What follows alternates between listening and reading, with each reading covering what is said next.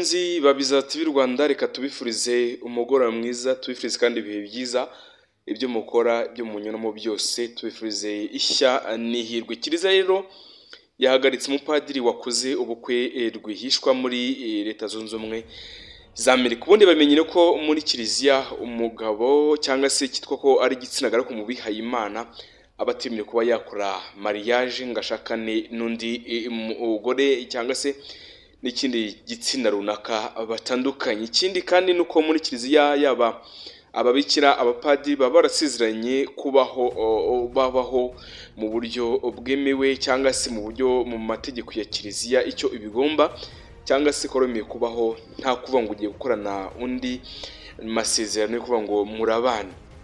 Ibi kandi byagiye bigarukaho kenshi cyane mu buzima bwa Kiliziya, ukumva umupadiri umwe yaritse akazi cyangwa se imirimo yakoraga yo kuba yarihaye Imana, ukumva umubikira runaka nawe asize mu mirimo ye cyangwa se akagenda bwishwa bitwaza. Yewe n'ahangaha mu Rwanda mwagiye muhumvaho umupadiri kumva ngo yabyaranye n'umugore runaka bivamo, cyangwa se kumva mu maseri nawe yarari mu mirimo arabiritse. So ni byinshi cyane byagiye bivugwa. Rero aka kanya nuko Kiliziya yamaze gutanga itangazo rwose rihagarika amasezerano ya burundu ku mupadiri wakoze ubukwe bwihishwa muri Leta Zunze Ubumwe za Amerika. Nitwa Eric Nshimiyimana, naho iyi ni Biza TV Rwanda muri kumwe. Ubuvumbuzi, ubushakashatsi bucukumbuye, imikino, myidagaduro, ubuzima bw'isi, amateka y'isi, ibigezweho ku isi muri rusange, byose n'ahandi wabisanga atari ku Biza TV Rwanda.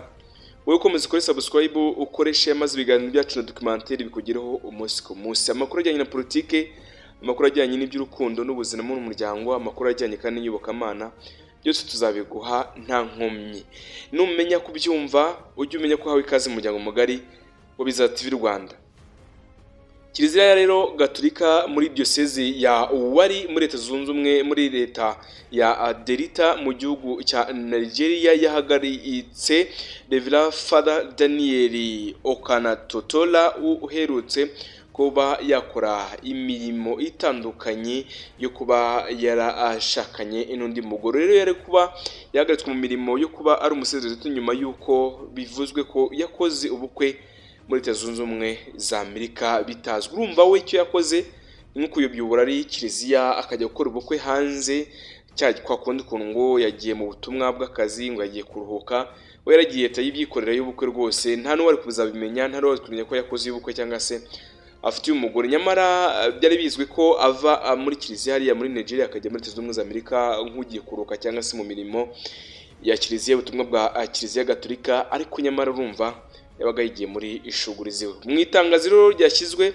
umukono na Musenyeri wa wari nyiricyubahiro Anthony Ovayolo Eduardo hamwe n'umunyamabanga wa diocese Padiri Clement Abobo tariki ya 16 Mutarama mwaka 2025, diocese yatangaje ko Padiri Ogohenukuwe yashingiranywe na Aldola Chichahu ku 29 Ukuboza umwaka 2024 mu rusengero rwa Stream of Joy ruherereye i Dallas. Aho ngaho niho yaba yakoreye ubukwe.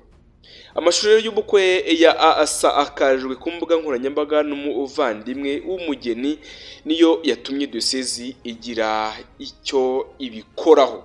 Iri tangazo kandi rigira riti, itangazo rivuga ko ku gikorwa yakoze Padiri Daniel Okanatotola ogere kuve aha anishijwe guhagarikwa ku mirimo y'ubusaserdoti nk'uko biteganywa na kanoni y'igihumbi 394.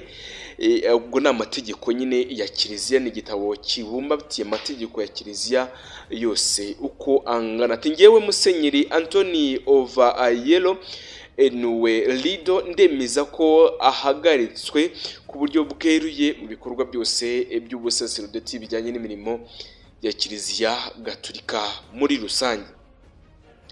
Diocese rero yanavuze ko Padiri Ogohelekuvuwe yari yasabye kwa 30 Ugushyingo umwaka 2024 kurekurwa ku nshingano zose zerekeranye n'ubusaserdoti, ariko ntiyatanga inyandiko zikenewe ngo aha atangizwe icyo gikorwa, ahubwo yihutira gukora ubukwe mu buryo bunyuranyije n'amategeko cyangwa se bunyuranyije n'amategeko agenga abakozi ba kiliziya muri rusange. Kubera iyo mpamvu yaciwe ku mirimo wose wo kwiyitirira kuba padiri wa diyosezi wa Wali mu buryo aribwo bwose. Ingaruka kandi zose zabaho kuri uyu mugabo ntabwo zigomba kubazwa kiliziya. Ni ukuvuga ngo ingaruka ziteganywa n'amategeko zitangira gukurikizwa ako kanya nk'uko itangazo rivuga. Muri make rero, iyo umaze kumenya ko wakuwe mu mirimo ya kiliziya utakiri umupadiri, icyakubaho uri hanze nticyabazwa kiliziya, icyakubaho kandi uri mu buzima busanzwe ntabwo bazaza babaze kiliziya. Muri make, imirimo iyo ari yo yose aho wahura n'ibikorwa bya kiliziya ubu bihagaritswe kandi ubuciwe muri kiliziya muri rusange.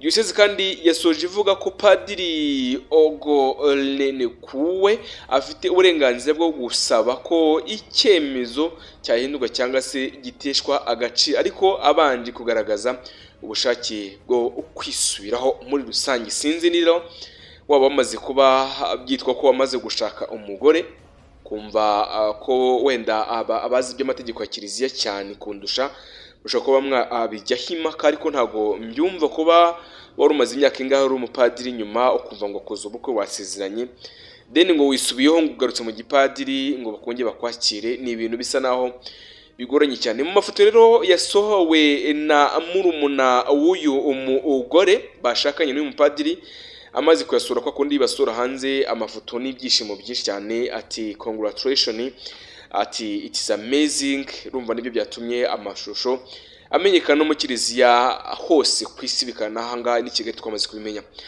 Ati uyu umushyiki w'uyu mugore cyangwa se murumuna w'uyu mugore yanditse, yitwa Tejili Chichahu Dolo, yanditse kuri imbuga nkoranyambaga ze ati and we ended the year in praise. Congratulations to the amazing couple, may God bless you, be upon your home. Muri make ni nko kuvuga ngo amahirwe masa ku byo ukora, amahirwe masa ku byo munyuramo, kandi ibyo byose muri kapo yanyu cyangwa se mu rukundo rwanyu rwose Imana izakomeze ibabe hafi, ikomeze ihe umugisha urugo rwanyu muri rusange. Iri tangazo rya Catholic Diocese ya Wali cyangwa se Catholic Diocese of Wali yamaze kuba ryasohoka hanze kuri iyi tariki ya 16 umwaka mu ukwezi kwa mbere umwaka 2025, byamaze gusohoka hanze rwose, byemeza ko uyu mupadiri ibye byamaze kuba byarangira. On November 24 nibwo iri tangazo ryasohotse hanze rigaragaza ko Padiri Daniel rwose atakiri mu mirimo yo kuba yaba umupadiri. Nitangazo ririre cyane, nitangazo rwose rigaragaza ko uyu mupadiri imirimo yararimo atakyemewe kuba yakomeza imirimo yararimo.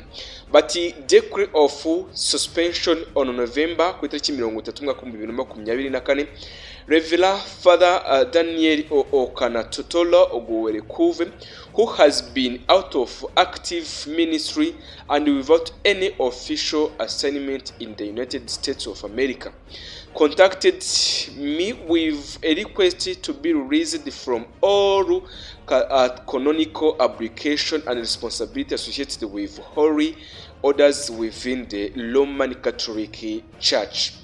The Diocese of Wali reached out to Father Ogonekuwe requesting the submission of documents required to initiate the process. However, on December 29th to 2024, Father Ogonekuwe entered into marriage with Miss Dola Chichahu at the Stream of Joy Church in Dallas, United States of America. Footage of this marriage has been widely circulated on social media. By this action, Rev. Father Daniel Okanatotola Ogonekuwe has encouraged at later tentative suspension in accordance with the provision of Canon 1349 and 4S1, and I most Reverend Anthony of Ayelo Eduardo, Bishop of Wari, do hereby officially decree that he is suspended from the exercise as sacred ministry.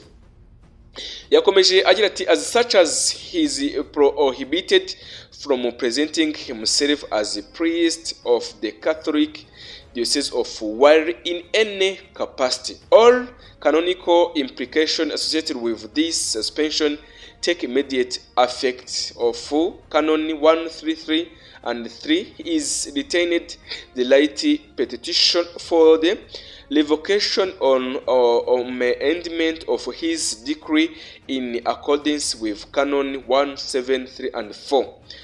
However, he is demonstrates the willingness to reform. May God grant him the grace to reflect on his situation and guide him on the path of reconciliation.